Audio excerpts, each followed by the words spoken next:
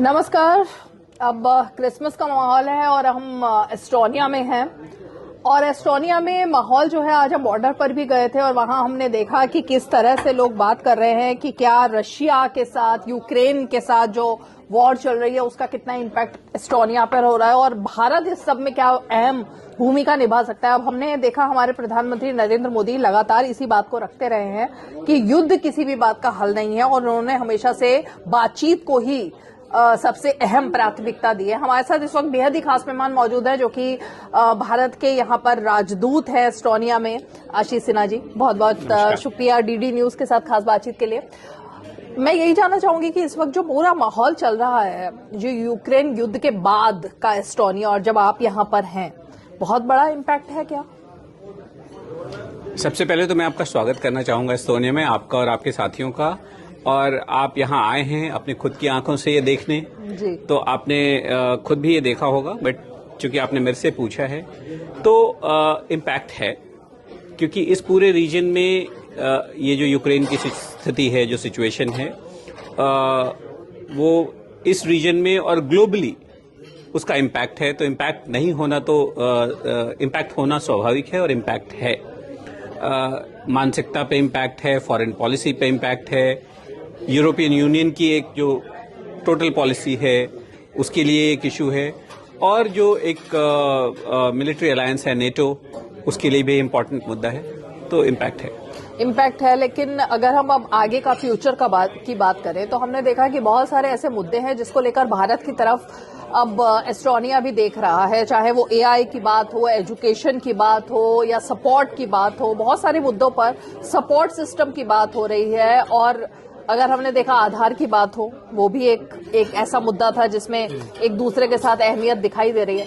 भविष्य क्या कह रहा है वो? देखिए, भारत शुरुआत के दिनों में जब एस्टोनिया का सोवियत संघ से जब अलग हुआ 1991 में, तो भारत शुरुआती उन देशों में था जिन्होंने एस्टोनिया को पहचाना, रिकॉग्नाइज किया और डिप्लोमेटिक रिलेशन स्टैब्लिश किए। उसके बाद एस्टोनिया का एम्बेसी भारत में खुला 2011-12 के दौरान, और हम 4 साल से हमारी एम्बेसी यहाँ है। बाल्टिक रीजन में पहली एम्बेसी एस्टोनिया में खुली, उसके बाद लिथुआनिया और लैटविया में। अभी तक रिलेशन बहुत अच्छे रहे हैं। हमारा ट्रेड ऑन कॉमर्स बहुत अच्छा जा रहा है। इंडिया के स्टूडेंट्स यहाँ तारतू एक जगह है, तारतू सिटी में, वहाँ की यूनिवर्सिटी में करीब 150 स्टूडेंट्स पीएचडी परसू कर रहे हैं। काफी सारे फैकल्टी मेंबर्स इंडियंस हैं। तो इंडिया को लेकर के काफी पॉजिटिव फीलिंग है। बहुत सारे लोग इंडिया को जानते हैं, पहचानते हैं। कुछ एस्टोनियन जर्नलिस्ट से अभी आप मिले और थिंक टैंक वालों से मिले, इनकी भी जानकारी इंडिया के बारे में पुख्ता है। अभी इस स्थिति की वजह से थोड़ा ये परेशान हैं, अदरवाइज चीजें बहुत अच्छी जा रही हैं। पिछले साल इनके 3 मंत्री इंडिया गए थे 2024 में, इनके विदेश मंत्री, इकोनॉमी और आईटी के मंत्री और एग्रीकल्चर के मंत्री। और जब भी ये मंत्री गए तो हर बार इनके साथ बड़ा बड़ा बिजनेस डेलीगेशन गया। तो काफी सारे एक्सचेंजेस हो रहे हैं। पिछले कुछ दिनों में 2 मीडिया के डेलीगेशन इंडिया से आए हैं, फूड एंड बेवरेज का एक डेलीगेशन आया था, एक डीप टेक्नोलॉजी का डेलीगेशन आया था, एक तेलंगाना स्टेट का डेलीगेशन आया था। तो हमारी जो द्विपक्षीय चीजें हैं, बायलैटरल चीजें हैं, वो फुल स्पीड से मजबूत से और मजबूत होती जा रही है। लेकिन एआई जिसकी अब समिट होने वाली है, अब प्रेसिडेंट जा रहे हैं वहां पर, एआई को लेकर आप कैसा फ्यूचर देखते हैं? क्योंकि मैंने देखा कि एस्टोनिया में बच्चों को पढ़ाया जा रहा है एआई के माध्यम से।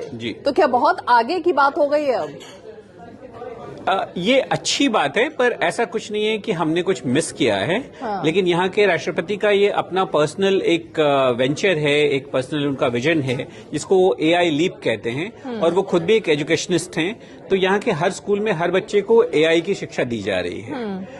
यहाँ के बच्चों को रोबोटिक्स भी सिखाया जाता है। तो एक छोटा देश है, पर उस हिसाब से दे पंच वेरी हाई एंड ये बहुत अप्रिशिएट करते हैं टेक्नोलॉजी को। टेक्नोलॉजी से ही इनको वो पहचान मिली है। इनकी पर कैपिटा इनकम जहां आज पहुंची है, इतने कम सालों में इन्होंने जो ग्रोथ किया है, तो इनका परम विश्वास है टेक्नोलॉजी ड्रिवन सोल्यूशन पे।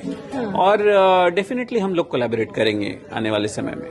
तो सर, अब क्योंकि आपने एआई की बात कही, एजुकेशन की बात कही, लेकिन कोई ऐसा भी कोई इशू है कि जिससे एस्टोनिया से भारत को थोड़ी सी सीख मिल सकती है?